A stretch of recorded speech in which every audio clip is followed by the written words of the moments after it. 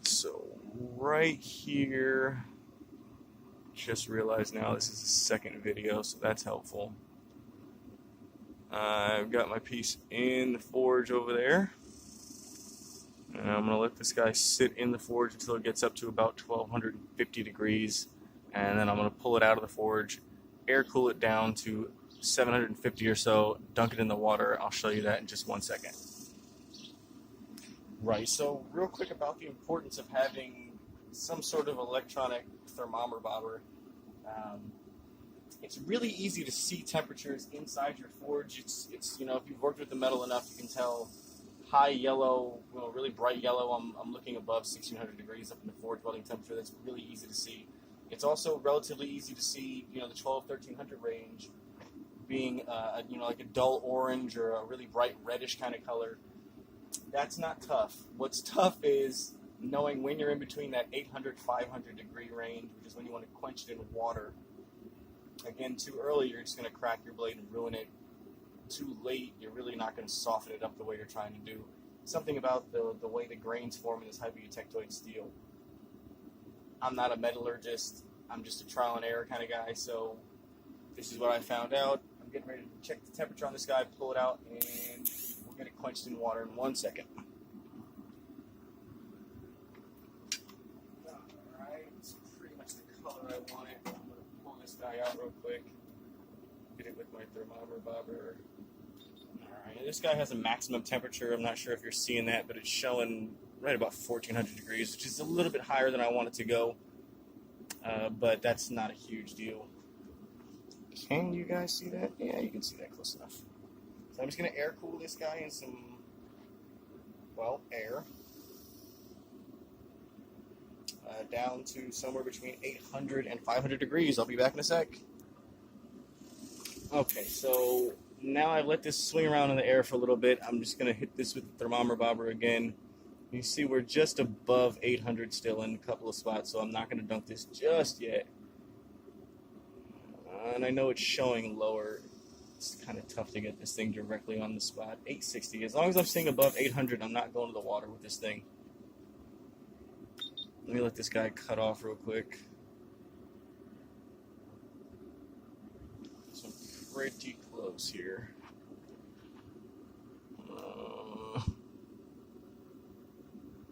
Still reading up in the 8s. See? Alright, I still got that 8 on there. Oh shit, I just saw 820 again. Man, that's about close enough for me. I don't want to let this get too cool.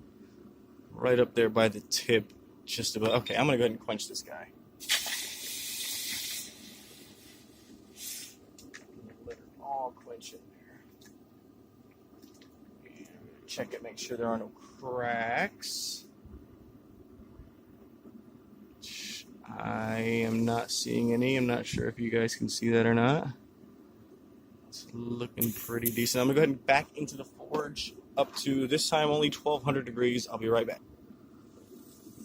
Alright, so I'm just starting to see some red inside of this handle. I'm going to go ahead and start moving this guy around in the forge, make sure it's just the handle heating up nice and equally.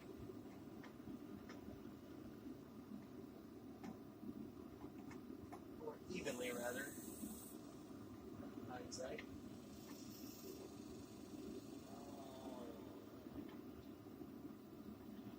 Just about as bright as I want to let it go. Real quick, cut this guy on.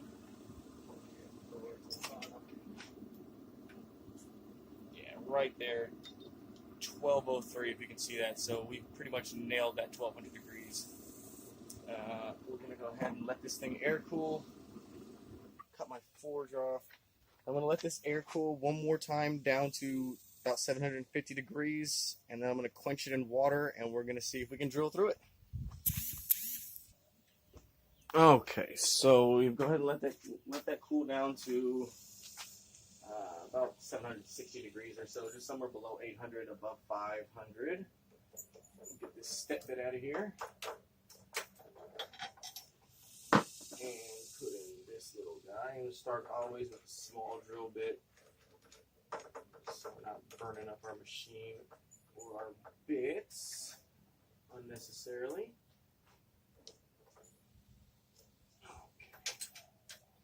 Okay. And let's get our blade in here. Yeah, it's pretty close. I'm going to do this one offset. This is not going to be the final. This isn't going to be for a pin. This is really just going to be for weight reduction and to make sure that I've got the blade annealed properly. So I'm going to just do this one a little bit offset here where I'm not going to have a pin at.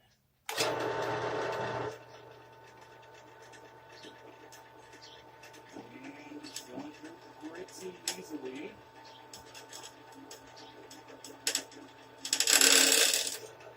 There it is.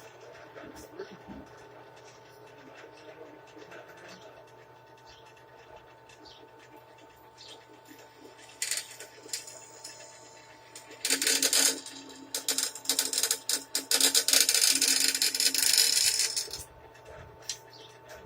Fight in the middle just a little bit.